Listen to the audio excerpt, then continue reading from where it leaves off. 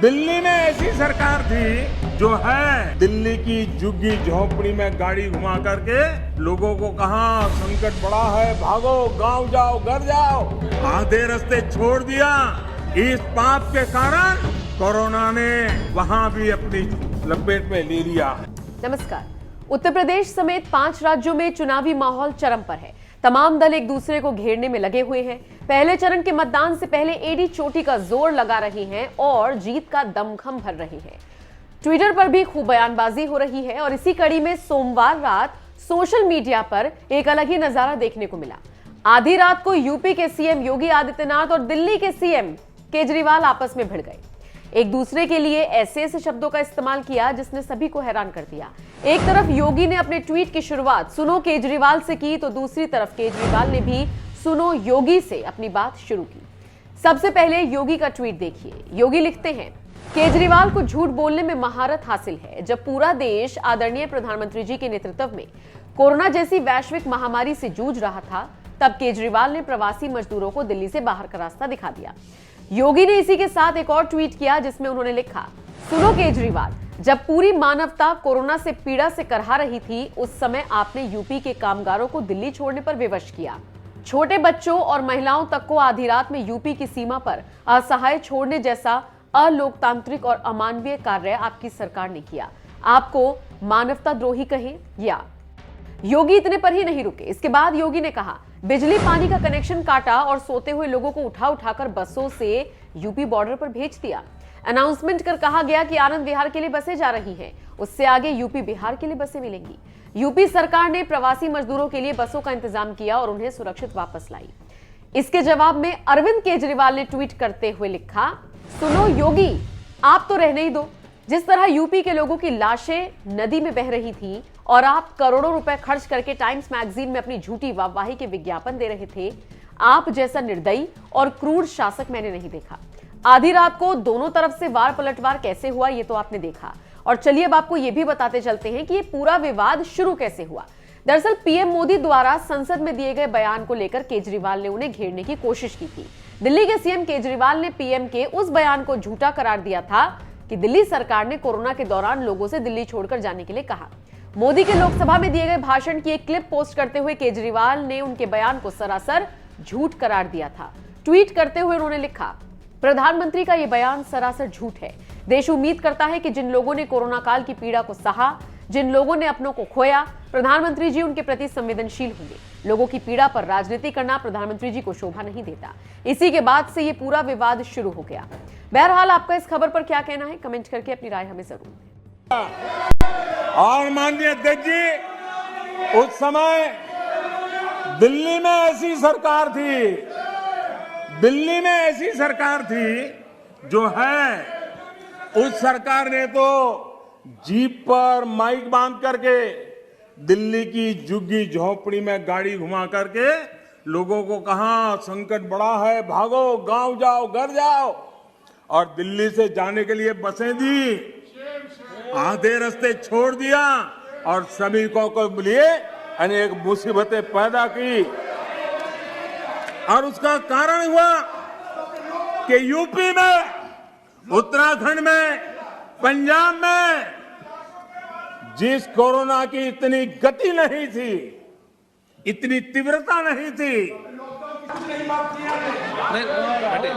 माननीय अध्यक्ष जी, तमिलनाडु आखिर में 1962 में, यानी करीब 60 साल पहले आपको मौका मिला था। तेलंगाना बनाने का श्रेय लेते हैं, लेकिन तेलंगाना बनने के बाद भी वहां की जनता ने आपको स्वीकार नहीं किया। झारखंड का जन्म हुआ, 20 साल हो गए, पूर्ण रूप से कांग्रेस को स्वीकारते नहीं है, पिछले दरवाजे से वो घुसने का प्रयास करते हैं। माननीय अध्यक्ष जी, सवाल चुनाव नतीजों का नहीं है, सवाल उन लोगों की नीयत का है, उनकी नेक दिली का है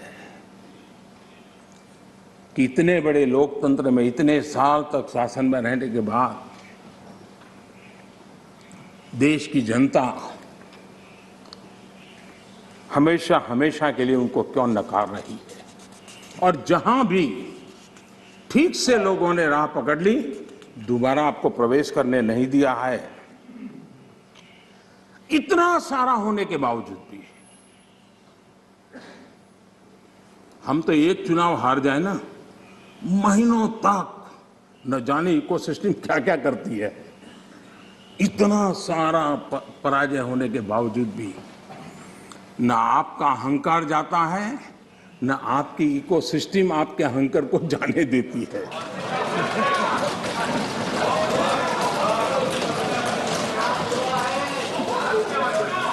रहिए। इस बार अधीर रंजन जी बहुत सारे शेर सुना रहे थे। चलिए मौका मैं भी ले लूं। और जब अहंकार की बात मैं कर रहा हूं तब तो मुझे कहना ही पड़ेगा, वो जब दिन को रात कहें तो तुरंत मान जाओ। वो जब दिन को रात कहें तो तुरंत मान जाओ। नहीं मानोगे तो वो दिन में नकाब ओढ़ लेंगे। 2 करोड़ की जरूरत हुई, रोजगार की बात कीजिए। जरूरत हुई प्लीज आप जरूरत हुई तो हकीकत को थोड़ा बहुत मरोड़ लेंगे। वो मगरूर है, खुद की समझ पर बेइंतहा। उन्हें आईना मत दिखाओ, इन्हें आईना मत दिखाओ, वो आईने को भी तोड़ देंगे।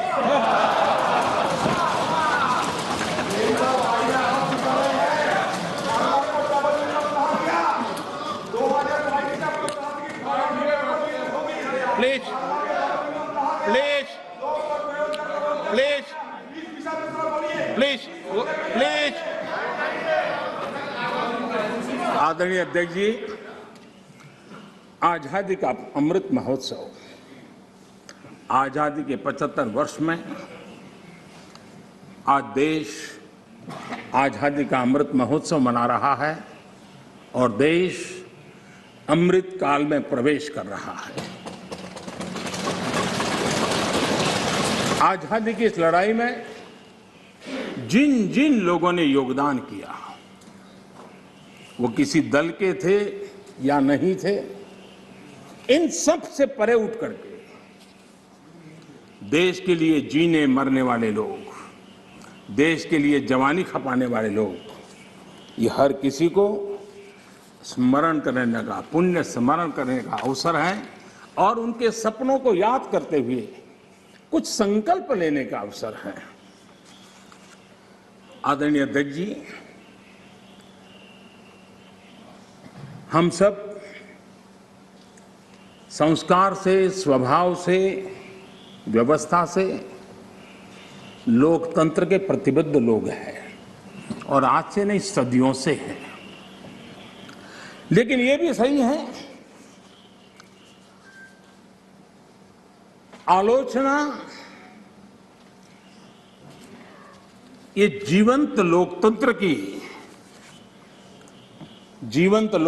का एक आभूषण है, लेकिन अंध विरोध ये लोकतंत्र का अनादर है।